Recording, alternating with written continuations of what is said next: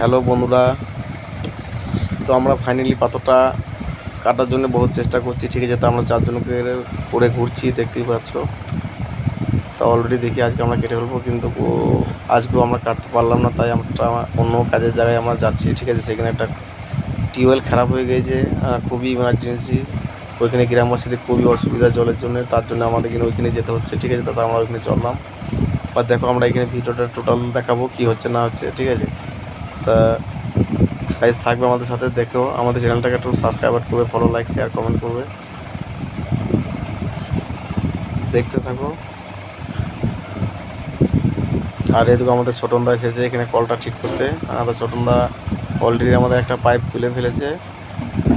আমি দেখো ওই সিটটা দেখাচ্ছি তোমাদের, কিন্তু সিটটা দেখো। তা ব্যাপারটা হচ্ছে, আমাদের ওখানে কাজটা একটু সমস্যা হওয়ার কারণে আমাদের কাজটা ছেড়ে আবার আমাদের যে সাইডে কাজ করছিলাম সেইখানে আমাদের আসছিলো। এখানে আমরা মোটামুটি পাথরটা এখন কেটে ফেলেছি অলরেডি।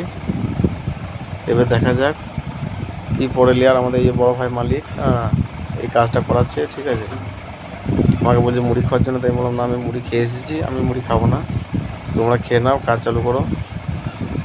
তো অলরেডি আমাদের এখন চলে গেল 180 ফুট ডিপ চলে গেল। ঠিক আছে, এখন অব্দি লেয়ার সেরকম কিছু পড়ে নাই, হালকা মতন পড়েছে বালি। ওপরে একটা 50 ফুটের পর বালি আছে, তা সেই বালিটাতে ফিল্টার তো দেওয়া যাবে না অলরেডি। তার নিচে আমরা দেখছি, তার জন্য 220-30 ফুট আমরা চালাবো।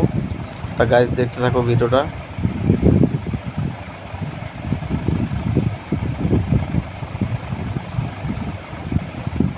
দেখো, এখন আমাদের ছোটনদা ঘুরছে,